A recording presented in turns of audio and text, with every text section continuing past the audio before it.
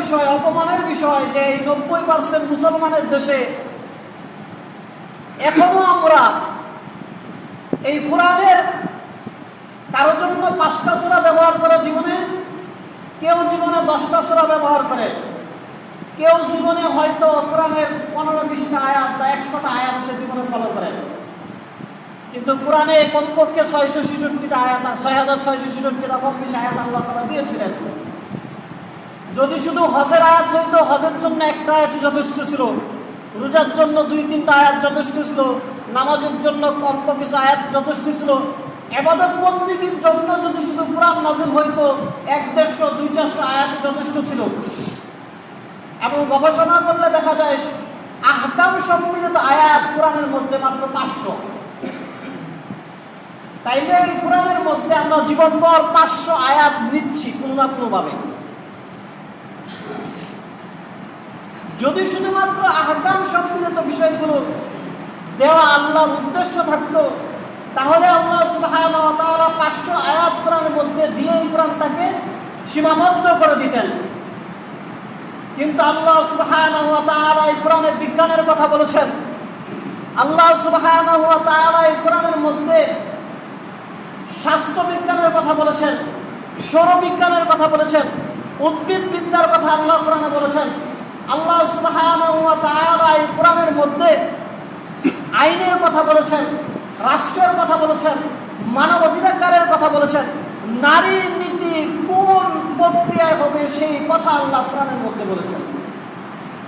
কিন্তু আফসোস, আমরা শুধুমাত্র ওই আয়াতগুলোর পিছনেই পড়ে থাকি, এর বাইরে আর কোনো আয়াতের আলোচনা করিও না, প্রয়োজনও মনে করি না। যেই কারণে যে ব্রিটিশ আমাদেরকে প্রায় 200 বছর গোলাম করে রেখেছিল, ওই ব্রিটিশের আইনে এখন আমাদের আইন আদালত চলে। যেই কারণে সুস্পষ্ট সিসিটিভি ফুটেজ থাকার পরেও রাষ্ট্রীয় আইনে কোনো অপরাধের বিচার হয় না। যেই কারণে গত কয়েকদিন আগে দেখলাম নেটে যে 20 বছর চাঁদপুরের একটা মহিলা 20 বছর জেল খাটার পরে দেখা গেছে তিনি নিরপরাধ ছিলেন। ওই মহিলার জীবন, যৌবন, সংসার, পরিবার সব শেষ জেলখানায়। কারণ এই ব্রিটিশ আইন, একটা কথা আছে, আকাশের যত ধারা, আকাশের যত তারা, ব্রিটিশ আইনের অত ধারা। দেখবেন শুধু ওই যে মামলার তারিখের চক্কর কাটতে কাটতে শেষ, ছেলে বাবার হত্যার বিচার পাইতে পাইতে আদালতের চক্কর দিতে দিলে টাকা সম্পদ সব শেষ। একজন মানুষের সম্পদকে জবরদখল করেছে কেউ, সেই সম্পদ ফিরে পাবে আদালতে মামলা করার পরে, মামলার চক্কর টানতে টানতে এই তারিখ দিতে দিতে তার শেষ পর্যন্ত সে ক্লান্ত পরিশ্রান্ত বলতে বাধ্য হয় যে জায়গার দরকার নয়, যতটুকু আছে ততটুকুই থাকে। কারণ ওই যে আসমানের তারার মতো এই আইনের দ্বারা যদি কোরআনের আইন অল্প কিছু বাস্তবায়ন হতো, সব ঠান্ডা হয়ে যেত।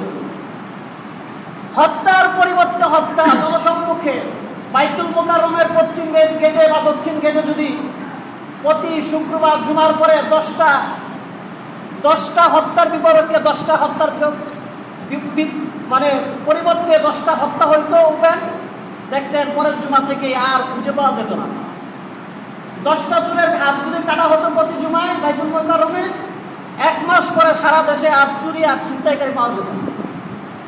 এখন চুরও জানে, ছিনতাইকারীও জানে, হত্যাকারীও জানে যে কোনো সমস্যা নাই, পুলিশের কাছে ধরা দিলে পরে জামিন নিব, আইসা আবার যে মামলা করছে তাকে আবার হত্যা করতে হবে।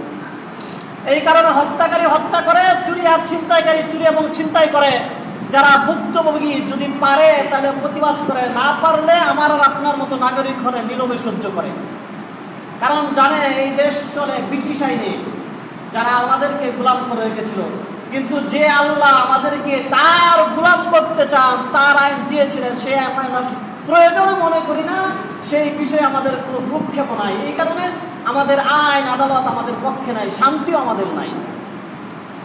এই কারণে আমরা যারা নামাজ পড়ি, রোজা রাখি, হজ করি, টুকটাক ইবাদত বন্দেগী যেগুলো আমরা মনে করি করার পরেও ইসলামের পরিপূর্ণ সুবাতাস, সুশান্তি আমরা ভোগ করতে পারি না। মনে করি যে আমাদের ভালো লাগে না, ইসলাম পালন করার পরে আমাদের ভিতরে ভালো লাগা কাজ করে না, কারণ পরিপূর্ণ আমরা মানতে পারি না, মানি না।